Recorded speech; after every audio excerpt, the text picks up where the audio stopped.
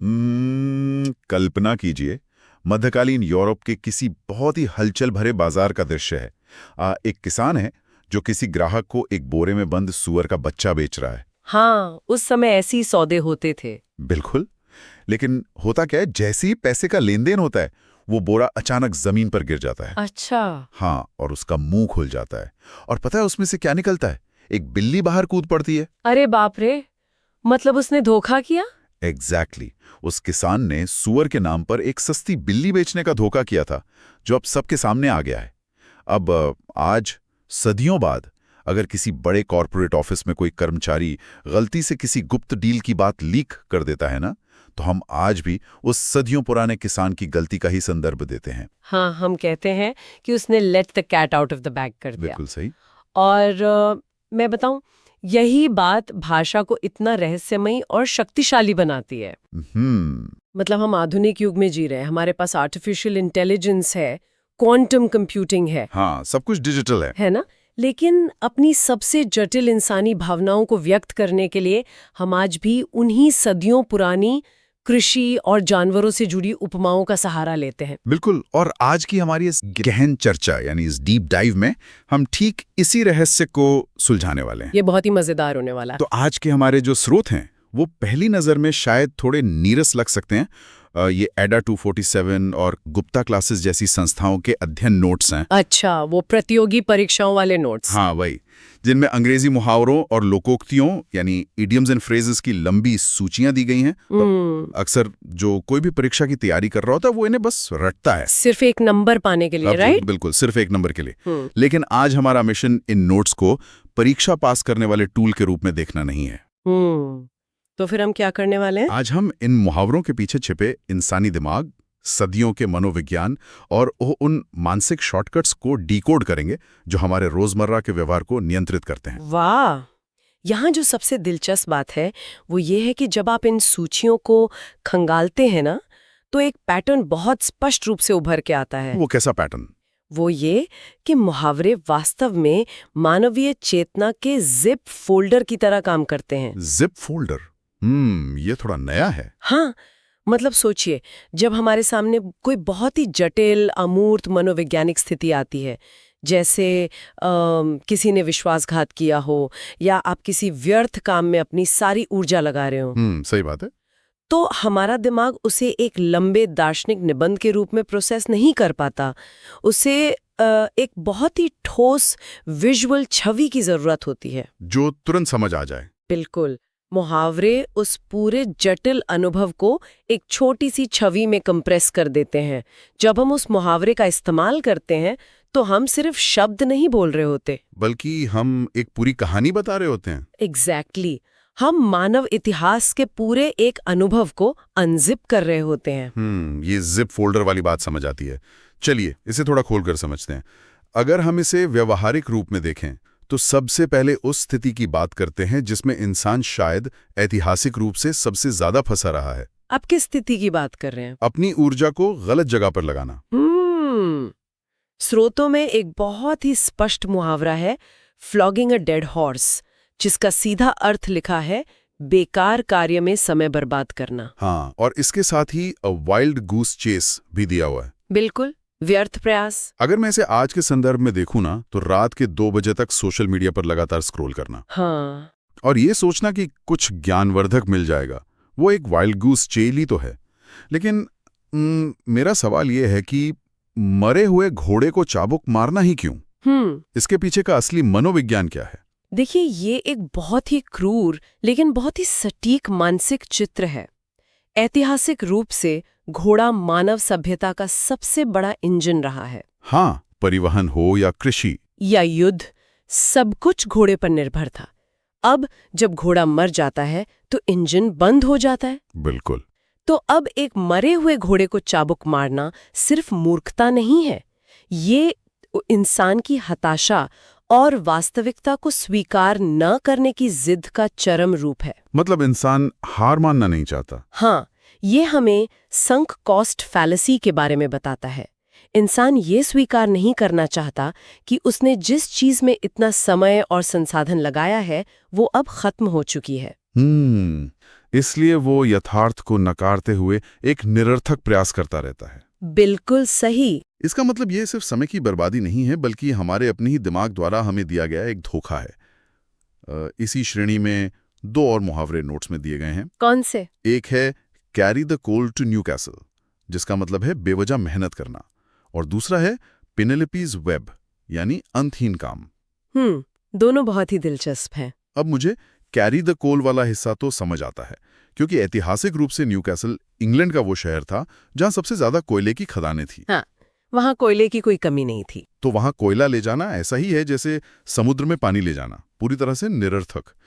लेकिन ये Penelope's web को सिर्फ अंतहीन काम कहना मुझे थोड़ा अधूरा लगता है। मैं समझ रही हूँ आप क्या कह रहे हैं। क्या ये महज हमेशा व्यस्त रहने या किसी अंतहीन कॉर्पोरेट प्रोजेक्ट में फंसे रहने जैसा है? इसमें क्या मनोवैज्ञानिक अंतर है? यहाँ स्रोतों में दी गई परिभाषा के पीछे के अर्थ को डिकोड करना बहुत जरूरी है। पेनेलोप्स वेब का मतलब सिर्फ अंधों की तरह काम करना नहीं है। ये यूनानी महाकाव्य ओडिसी से आता है। ओडिसी, अच्छा। हाँ, पेनेलोप अपने पति ओडिसियस का युद्ध से लौटने का इंतजार कर रही थी और उसे मजबूर किया जा रहा था कि वो किसी और से शादी कर ले। तो उसने क्या किया? उसने एक शर्त रखी कि जब वो अपना बुनाई का काम पूरा कर लेगी तब वो फैसला करेगी। अच्छा, एक बहाना। हाँ, वो दिन भर कपड़ा बुनती थी और रात में उसे खुद ही उधेड़ देती थी। अरे वाह, ये तो बहुत चालाकी थी। बिल्कुल। तो ये मुहावरा सिर्फ व्यस्त रहने के बारे में नहीं है, ये स्ट्रैटेजिक स्टॉलिंग यानी किसी अपरिहार्य स्थिति को टालने के लिए जानबूझकर किए गए निरर्थक प्रयास के बारे में है। मतलब काम टालने की कला। हाँ, ये उस भ्रम को दर्शाता है जहां हम काम करने का नाटक तो कर रहे होते हैं लेकिन जानबूझकर किसी नतीजे पर नहीं पहुंचना चाहते। काम, ये एक बहुत ही अलग नजरिया है। यानी हम कई बार जानबूझकर फ्लॉगिंग अ डेड हॉर्स वाली स्थिति में रहते हैं ताकि हमें असली फैसले ना लेने पड़े। बिल्कुल, ऐसा अक्सर होता है। यहाँ बात सच में बहुत रोचक हो जाती है। अब सोचिए, जब इंसान का ये भ्रम टूटता है, जब पेनेलोपी की तरह समय बर्बाद करने की रणनीति काम नहीं आती, तो एक नई स्थिति पैदा होती है। और वो क्या है? वो है अपनी नाकामियों या अपनी असलियत को छिपाना। ऊर्जा की बर्बादी से लेकर सच्चाई छिपाने तक का ये सफर नोट्स में बहुत अच्छी तरह दिखता है। हाँ, ऐसे कई मुहावरे हैं। जैसे स्मेल अ रैट, यानी दाल में काला होना या संदेह होना। Let the cat out of the bag, या स्पिलिंग द बीन्स, यानी राज उजागर करना। यहां मैं एक सवाल उठाना चाहता हूं। पूछिए। इन सभी मुहावरों में रहस्यों का संबंध सीधे तौर पर जानवरों या खाने की चीजों से क्यों है? मतलब कॉर्पोरेट जासूसी या आधुनिक धोखे को हम किसी चूहे या बीन से क्यों जोड़ रहे हैं? यह एक महत्वपूर्ण सवाल खड़ा करता है। देखिए, ये सीधे तौर पर हमारी भाषा के विकासवादी जीव विज्ञान से जुड़ा है। Evolutionary biology. हाँ, मानव मस्तिष्क का विकास जंगलों और खेतों में हुआ है, किसी बोर्डरूम में नहीं। ये तो है। हमारी जो सबसे गहरी भावनाएं हैं ना, जैसे डर, संदेह या रहस्य के खुलने का आघात, वे अमूर्त विचारों से नहीं जुड़ती, वे भौतिक चीजों से जुड़ती हैं। मतलब जो हम देख या महसूस कर सकते हैं। बिल्कुल। जब आप कहते हैं स्मेल रैट, तो यह सिर्फ संदेह नहीं है। चूहे की गंध इंसान में बीमारी और खतरे के प्रति एक शारीरिक घृणा पैदा करती है। Visceral disgust. हाँ, दिमाग हमें चेतावनी दे रहा है कि कुछ ऐसा है जो सतह के नीचे सड़ रहा है। और स्पिलिंग द बीन्स के बारे में क्या कहेंगे? बीन्स गिराने में ऐसा क्या खतरा है? इसका संबंध प्राचीन ग्रीस की मतदान प्रणाली से माना जाता है। अच्छा, वहां बीन्स से वोटिंग होती थी? जी। गुप्त मतदान के लिए सफेद और काले बीन्स को एक जार में डाला जाता था। अब सोचिए, अगर कोई गलती से उस जार को गिरा दे तो नतीजे समय से पहले ही सबको पता चल जाते थे। ओहो, मतलब राज खुल गया। हाँ, यानी एक ऐसी जानकारी जो गुप्त रहनी चाहिए थी, वो भौतिक रूप से फर्श पर बिखर गई और अब उसे वापस समेटा नहीं जा सकता। जैसे हम कहते हैं कि तीर कमान से निकल गया। बिल्कुल। रहस्य के बाहर आने को लेकर ये जो इरिवर्सिबिलिटी यानी स्थिति के पलट न पाने का डर है ना, उसे ये मुहावरा बखूबी पकड़ता है। ये बहुत ही शानदार है। मतलब एक बार बीन्स बिखर गए तो आप उन्हें वापस जार में उसी तरह नहीं डाल सकते। इसी से जुड़ा एक और मुहावरा स्रोतों में है, throw dust into one's eye, जिसका अर्थ है धोखा देना। हाँ, आंखों में धूल झोंकना। ये बहुत सीधा है, सच्चाई को देखने से रोकना। लेकिन इसी के काट के रूप में एक और मुहावरा है, रीडिंग बिटवीन द लाइन्स, यानी छिपे हुए अर्थ को समझना। ये बहुत ही गहरा मुहावरा है। मुझे लगता है कि ये मुहावरा सीधे तौर पर इस बात की मांग करता है कि हम अपनी आलोचनात्मक सोच या क्रिटिकल थिंकिंग का इस्तेमाल करें। बिल्कुल। अगर कोई हमारी आंखों में धूल झोंक रहा है या कोई चीज साफ साफ नहीं लिखी है, तो जो खाली जगह हैं उन्हें पढ़ना ही असली बुद्धिमानी है। सही कहा। और रीडिंग बिटवीन द लाइंस एक बहुत बड़ा संज्ञानात्मक छलांग है। वो कैसे? जानवरों और खेती से जुड़े मुहावरों से निकलकर ये मुहावरा लिखित शब्द और उसके विश्लेषण पर आता है। एक बौद्धिक स्तर पर। हाँ, ये सिखाता है कि संचार सिर्फ वो नहीं है जो कहा जा रहा है। संचार वो भी है जिसे जानबूझकर छोड़ दिया गया है, जो अनकहा रह गया। एग्जैक्टली। जो लोग केवल सतह को देखते हैं वो हमेशा धोखा खाते हैं। जो उन लाइंस के बीच के खाली स्थान का विश्लेषण कर सकते हैं वही धोखे से बच सकते हैं। लेकिन जब किसी को ये समझ आ जाता है कि उसके साथ धोखा हुआ है, जब वो रीड बिटवीन द लाइंस कर लेता है या जब अचानक कोई बीन स्पिल कर देता है, तो उसका स्वाभाविक परिणाम क्या होता है? टकराव। बिल्कुल, टकराव। और हमारे स्रोत मानव स्वभाव के इस सबसे अंधकारमय हिस्से को बहुत ही सटीक तरीके से सामने लाते हैं। हाँ, कॉन्फ्लिक्ट को लेकर बहुत से मुहावरे हैं। नोट्स में एप्पल ऑफ डिस्कॉर्ड और बोन ऑफ कंटेंशन जैसे मुहावरे हैं, जिनका अर्थ है झगड़े की जड़। और फिर ये झगड़ा बढ़कर एट डैगर्स ड्रॉन यानी कट्टर दुश्मनी और बैड ब्लड यानी शत्रुता में बदल जाता है। बिल्कुल। अगर मैं इसे अपने आसपास की दुनिया से जोड़ूं, तो ये किसी परिवार के संपत्ति विवाद या ऑफिस की मीटिंग में होने वाले झगड़े जैसा लगता है। हाँ, जहाँ बात बहुत आगे बढ़ जाती है। लेकिन मुझे जो अजीब लगता है वो ये है कि इन मुहावरों में कारण बहुत छोटे दिखाए गए हैं, एक सेब या एक हड्डी, लेकिन उनका परिणाम खंजर तन जाने जितना भयानक है। और यही मानव संघर्ष का सबसे बड़ा सत्य है जिसे ये मुहावरे उजागर करते हैं। कैसे? देखिए, एप्पल ऑफ डिस्कॉर्ड ग्रीक पौराणिक कथाओं से आता है। वहाँ सबसे सुंदर के लिए लिखे गए एक सुनहरे सेब ने देवियों के बीच ऐसा विवाद खड़ा किया जो अंततः ट्रॉय के महायुद्ध में बदल गया। एक सेब से इतना बड़ा युद्ध? हाँ, इसी तरह बोन ऑफ कंटेंशन दो कुत्तों के बीच एक सूखी हड्डी के लिए होने वाली लड़ाई की तस्वीर है।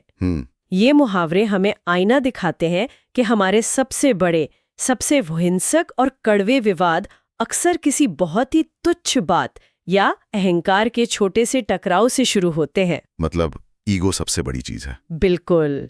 इंसान का अहंकार इतना बड़ा होता है कि वे एक छोटी सी हड्डी के लिए खंजर निकाल सकता है। ये तो इंसानियत की एक बहुत ही निराशाजनक तस्वीर हो गई। ऐसा लगता है जैसे हम हमेशा बस लड़ने का ही बहाना ढूंढते हैं। ऐसा लग सकता है, लेकिन यहाँ भाषा का एक दूसरा पहलू भी है। वो क्या? अगर मानव स्वभाव में संघर्ष है तो उसमें शांति स्थापित करने की भी गहरी आवश्यकता है। सुलह करने की भी जरूरत है। हाँ, स्रोतों में दो मुहावरे जो इस कड़वाहट के बिल्कुल विपरीत खड़े हैं, वे हैं बरी द हैचेट यानी झगड़ा खत्म करना और एन ऑलिव ब्रांच यानी शांति निवेदन। बरी द हैचेट के बारे में मुझे हमेशा ये सवाल परेशान करता है कि क्या इंसान सिर्फ बातचीत से मामला नहीं सुलझा सकता? आपका क्या मतलब है? मतलब क्या माफ करने के लिए किसी कुल्हाड़ी को सच में जमीन में गाड़ने जैसे भौतिक कृत्य की जरूरत होती है? ये एक बहुत ही मनोवैज्ञानिक प्रश्न है।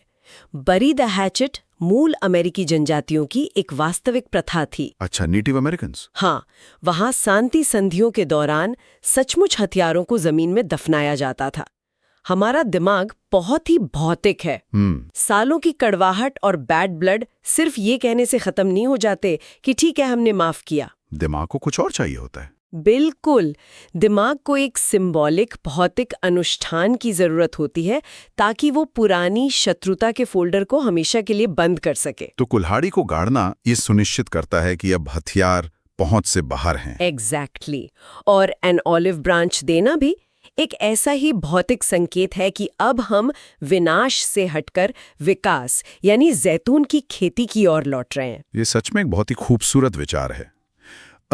चाहे खंजर कितने भी खींचे हों, कुल्हाड़ी को दफनाने का रास्ता हमेशा खुला रहता है। हमेशा। लेकिन इन सब प्रयासों, रणनीतियों, धोखों और संधियों के बीच जीवन का एक ऐसा सच है जो इन सबको धता बता देता है। आप अनिश्चितता की बात कर रहे हैं। हाँ, हम सोचते हैं कि हमने अपनी ऊर्जा सही जगह लगा दी है, सारे रहस्य छुपा लिए हैं, दुश्मनों से सुलह कर ली है, और फिर जीवन कुछ ऐसा करता है जिसका किसी को अंदाजा नहीं होता। अप्रत्याशित घटना है। बिल्कुल, लाइफ अनप्रिडिक्टेबल है। स्रोतों में इस अनिश्चितता को बयान करने वाले कुछ बहुत ही दिलचस्प मुहावरे हैं। एक है अ बोल्ट फ्रॉम द ब्लू, यानी आकस्मिक घटना या समस्या, और दूसरा है डार्क हॉर्स, यानी अप्रत्याशित विजेता। ये मुहावरे इस बात का प्रमाण है कि इंसान चाहे कितनी भी योजना बना ले, वो ब्रह्मांड की अनिश्चितता को नियंत्रण नहीं कर सकता। सही बात है। अब बोल्ट फ्रॉम द ब्लू का मतलब है साफ नीले आसमान से अचानक बिजली गिरना। ओह, ये इस बात का प्रतीक है कि जब सब कुछ बिल्कुल शांत और सुरक्षित लग रहा हो, तब भी आपदा आ सकती है। बचपन से हमें एक सीधा सा समीकरण सिखाया जाता है, अगर आप कड़ी मेहनत करेंगे तो आप जीतेंगे। हाँ, एक सिंपल फॉर्मूला। लेकिन डार्क हॉर्स इस पूरी थ्योरी को पलट देता है। ये घुड़दौड़ से आया हुआ शब्द है जो उस घोड़े के लिए इस्तेमाल होता था जिसके बारे में किसी को कुछ नहीं पता, और वो अचानक जीत जाता है। बिल्कुल, वो सारी भविष्यवाणियों को गलत साबित करते हुए रेस जीत लेता है। क्या ये इंसान के बनाए गए सभी अनुमानों और सिस्टम्स के फेल होने का प्रतीक नहीं है? 100%।